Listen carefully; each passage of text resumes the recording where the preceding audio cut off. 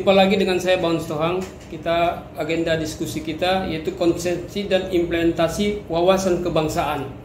Wawasan kebangsaan itu yang saya maksudkan adalah cara pandang kita terhadap kehidupan kebangsaan ini dalam perspektif nilai Pancasila, Undang-Undang 45, Bhinneka Tunggal Ika, dan NKRI.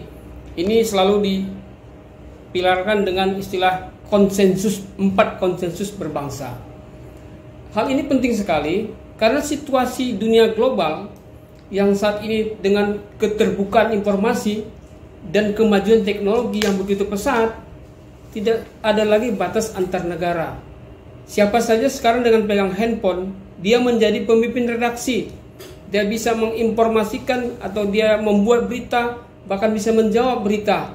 Nah, jika itu benar, tidak masalah untuk kebaikan kemajuan bersama. Tetapi yang muncul saat ini, dampak daripada kemajuan teknologi ini, dampak negatifnya adalah hoax yang membuat orang menjadi gaduh.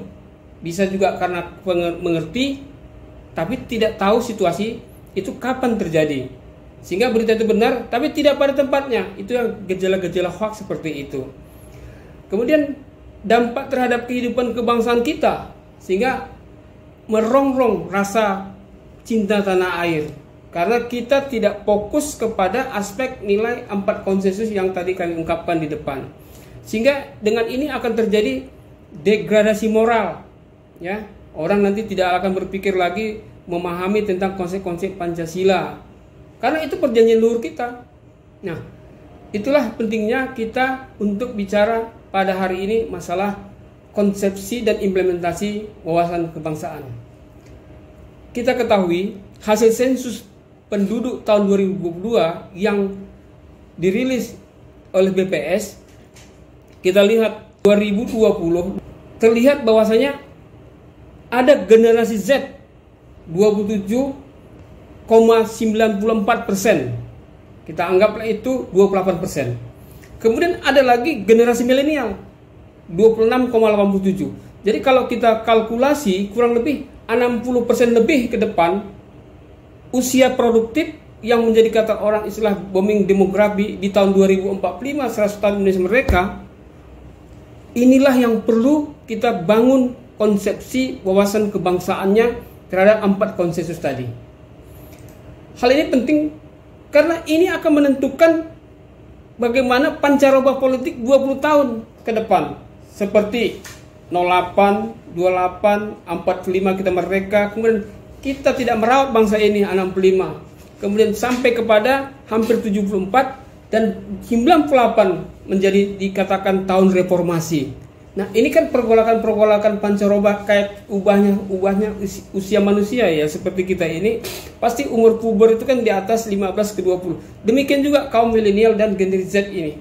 Dia menjadi bentuk yang sangat konkret nanti di tahun 2045 hasilnya. Pendidikan tidak bisa dilihat sekarang hasilnya. Nanti setelah 15 atau 20 tahun ke depan kita lihat bagaimana kedewasaan politik kebangsaan tersebut. Kita ketahui bahwasanya yang tadi kita gambarkan 56% itu penduduk ada di Pulau Jawa. Jadi mungkin ada positifnya juga bagaimana penyebaran penduduk ini melalui sektor-sektor ekonomi yang merata. Jadi kita apresiasilah untuk dalam rangka pembentukan ibu kota baru yang mungkin nanti untuk distribusi penduduk dan tenaga kerja di wilayah Kalimantan. Karena 56% di Pulau Jawa penduduk Indonesia dari 270 juta tersebut sebagaimana sensus 2020 tadi. Nah, perlunya wawasan kebangsaan. Wawasan kebangsaan ini dimulai dari diri kita sendiri, bagaimana cara pandang kita terhadap diri dan lingkungan kita. Tapi tadi kita disesuaikan kepada konsepsi 4 konsensus. Karena ini setiap manusia pasti punya perubahan. Perubahan ini kalau lingkungan tidak ditatakan dia akan berdampak. Kemudian ada 5 dasar yang menguatkan wawasan kebangsaan. Ada nilai-nilai dasar, ya. Ada nilai-nilai dasar yang menguatkan wawasan kebangsaan. Ditinjau dari terbentuknya wawasan kebangsaan Indonesia, yaitu rasa pengorbanan, ya, pengorbanan tidak mereduksi kepentingan sendiri. Sehingga maka ada statement selalu menempatkan kepentingan bangsa dan negara di atas kepentingan pribadi. Ya, ini penting sekali supaya kita tidak menjadi patriotisme sempit ya, yang seolah membela, yang kita bela itu tidak untuk kepentingan orang banyak, tapi mungkin pengamanan diri sendiri, itu tidak boleh dalam bernegara. Kemudian kesederajatan, bagaimana kita membuat suatu perjuangan yang sama ketika kita mendirikan bangsa ini, yang tidak lama lagi setiap tanggal 28 Oktober Sumpah Pemuda, kira-kira itu kita punya nilai yang sama, mendorong sikap peran untuk menciptakan perdamaian dunia, atau istilahnya untuk dalam lingkungan di mana kita berada lah untuk saat ini di Indonesia. Kemudian kekeluargaan, ya kesediaan menjalin hubungan harmoni. Jadi kita jangan, kalau beda suku, beda agama, kita mungkin selalu menonjolkan identitas kita, yang kalau istilah orang politik identitas itu sebenarnya setelah 28 Oktober sudah selesai. Tapi bagaimana kita untuk ke depan ini, kalau sudah Sumpah Pemuda, satu bangsa, satu tanah air, dan satu bahasa, yaitu kita pegang, itu komitmen kita satu bangsa, sehingga itulah yang menjadi titik kulminasi ketika kita merdeka. Tadi kami sudah ungkapkan diperlukannya peningkatan luas bank ini karena inilah identik kehidupan jati diri kita sebagai satu bangsa. Sehingga kalau 4 konsensus ini kita rawat dengan baik, setiap generasi, khususnya generasi milenial dan generasi Z tadi, yang nanti akan dilihat evaluasi setelah 100 tahun Indonesia merdeka, nanti itu akan menentukan bagaimana keberlanjutan kebangsaan Indonesia di masa mendatang. Nah, tanggung jawab siapa? Ya itu tanggung jawab semua, dari mulai unsur pemerintah di pusat, pemerintah daerah, dan juga organisasi masyarakat, dan semua yang menjadi warga negara Indonesia untuk dalam konsensus 4 konsensus tadi. Kemudian yang kami ingin katakan bahwasanya memaknai wawasan kebangsaan dalam konsep Pancasila. Kita mulai dari situ dulu. Tadi kan ada 4, kita mulai dari konsepsi Pancasila. Nah, Pancasila ini pertama dia ada sebagai dasar negara yang menjadi pondasi tegaknya NKRI. Kemudian sebagai pandangan hidup, itu cermin nilai-nilai dalam pola kehidupan kebangsaan dan bermasyarakat kita. Kemudian sebagai ideologi bangsa itu yang, atau ideologi negara yang mengarahkan hidup berbangsa ini. Sehingga kalau kita melihat sesuatu itu, ini sesuai dengan enggak dengan nilai dasar kita Pancasila. Nah, inilah yang menuntun kita menjadi bangsa yang memiliki nilai luhur. Pancasila sebagai sumber nilai, ya, tadi ada di alinea 4 pembukaan 45, dia nilai dasar yang tidak boleh diubah. Sebagai nilai dasar tidak boleh diubah. Karena disitulah nilainya ada di bawah, yang berkedaulatan rakyat berdasar kepada ketuhanan manusia, kemudian kemanusiaan alam beradab, persatuan Indonesia, kerakyatan, pimpinan oleh nasional, dan keadilan sosial. 5 ini dalam istilah 1 Judinya kita katakan, yaitu terbentuknya istilah Pancasila. Nah, nilai-nilai dasar ini kan yang terkandung dalam alinea keempat ini kan masih bersifat yang belum beroperasional, masih dia nilai. Nah, perlu penjabaran, itulah maka ada nilai moral. Kemudian penjabarannya di mana? Menjadi nilai instrumen yang dalam norma. Yaitu kalau kita lihat Undang-Undang Dasar 45 dan turunannya. Ini akan nilai moral dan norma hukum akan menjadi etika dalam kehidupan berbangsa dan bernegara. Nah, kenapa ini penting? Supaya kita tidak menyatakan segala sesuatu itu ketika kita bicara bangsa negara menurut Sianu, kata Sianu, ini membuat kita gaduh selalu. Nah, kemudian yang kedua, memaknai wawasan kebangsaan dalam konsepsi Undang-Undang Dasar 45. Setiap warga negara harus tahu bahwasanya Undang-Undang Dasar 45 itu sudah berapa kali berubah, supaya ketika kita menyesuaikan lingkungan kita harus lihat dalam perubahan mana kita bicara. Nah, kita sudah sampai di amandemen yang keempat tahun 2002. Di situ jelas dikatakan bahwasanya ada hak dan kewajiban sesuai dengan 45 yang menjadi bagian dalam penuntun kita dalam kehidupan bermasyarakat, berbangsa dan bernegara. Ini patut diketahui, ya. Ada hak dan kewajiban. Nah, apakah taat hukum, bela negara, HAM, dan pendidikan dasar. Nah, semua ini adalah yang menuntun kita dalam persepsi politik kehidupan kebangsaan kita. Di sini ada semua di pasal-pasal ini yang kami uraikan, mungkin bisa dilihat dari pasal 27, 28, 30, 31, dan di situ ada tentang hak dan kewajiban, khususnya di pasal 28A sampai Z menyangkut HAM. Nanti kita bisa lihat di dalam undang-undangnya yang ada nanti di konstitusi.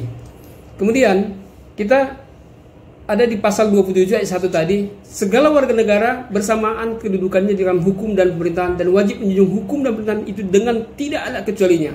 Jadi kita punya hak asasi yang sama sesuai dengan ketentuan nanti yang diatur oleh undang-undang. Ini dipertegas lagi di pasal 28E untuk menegakkan dan melindungi hak asasi manusia sesuai dengan prinsip negara hukum demokratis, maka pelaksanaan hak asasi manusia dijamin, diatur, ditentukan dalam peraturan perundang-undangan. Jadi tidak semena-mena karena saya punya hak asasi, suka saya nggak boleh, ada diatur. Itulah salah satu bagaimana kita itu supaya bisa menjaga keseimbangan dalam pengaturan hak dan kewajiban. Nah, kemudian kemerdekaan menyampaikan pendapat di muka umum bukan berarti bebas tanpa ada batasnya seperti kami ungkapkan tadi.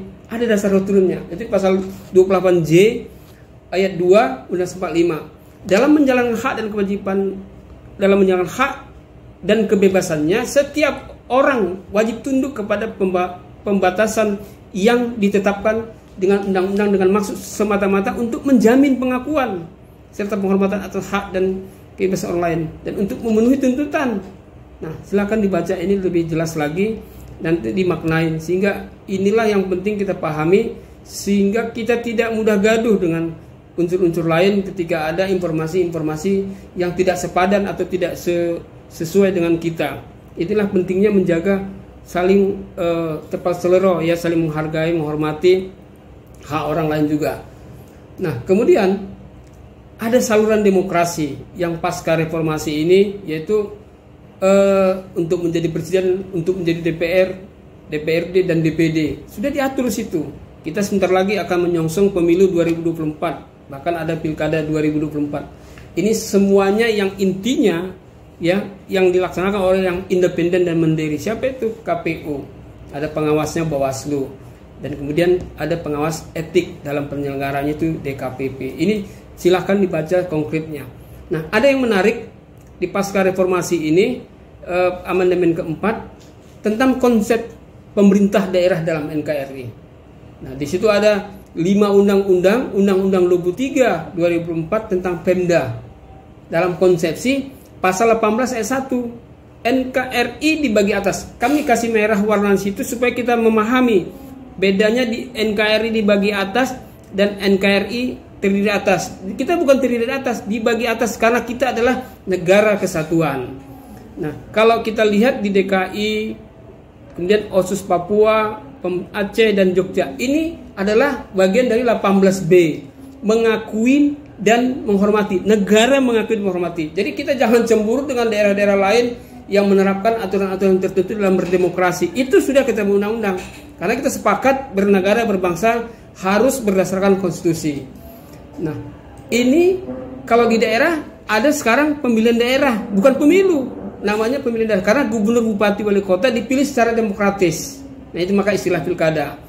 Ini yang saya pikir perkembangan dalam demokrasinya yang perlu kita konkretkan. Kemudian bagaimana kehidupan Bhinneka Tunggal Ikaan. Nah, Bhinneka Tunggal Ika itu kan bagian dari komunikasi politik, rasa nasional dan persatuan. Itu menegaskan aspek daripada keberagaman meski berbeda. Itulah alat pemersatu kita.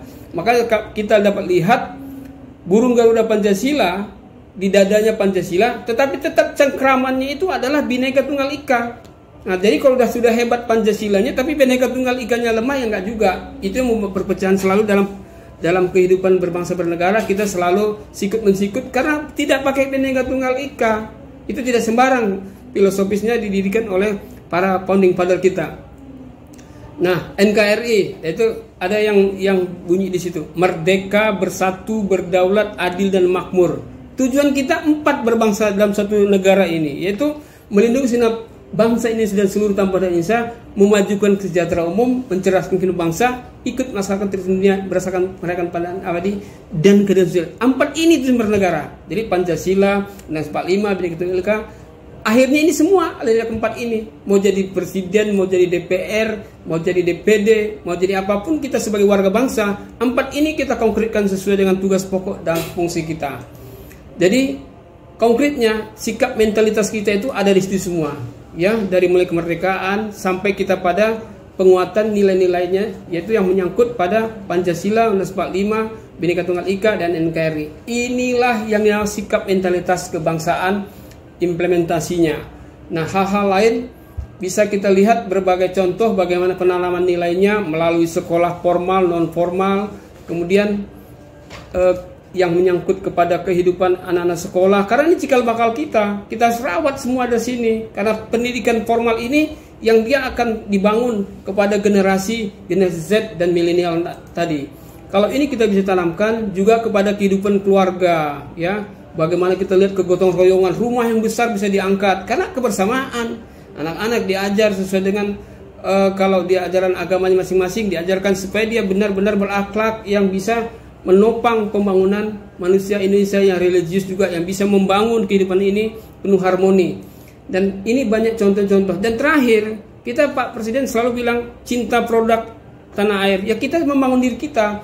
Nah, kalau kita misalkan ada acara-acara, ya cobalah dipakai makanan-makanan atau hasil-hasil buah tradisional, sehingga tidak hanya ucapan, dia benar-benar aktual cara pandang kita terhadap cinta tanah air.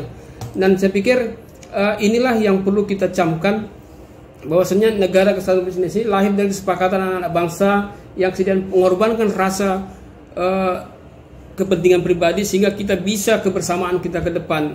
Nah, karakter wawasan kebangsaan ini dimulai dari kita sendiri, masyarakat, keluarga, masyarakat, dan bangsa dan negara ini. Saya pikir itu supaya kita bisa memahami sedikit banyaknya bagaimana implementasi wawasan kebangsaan. Sekian dan terima kasih.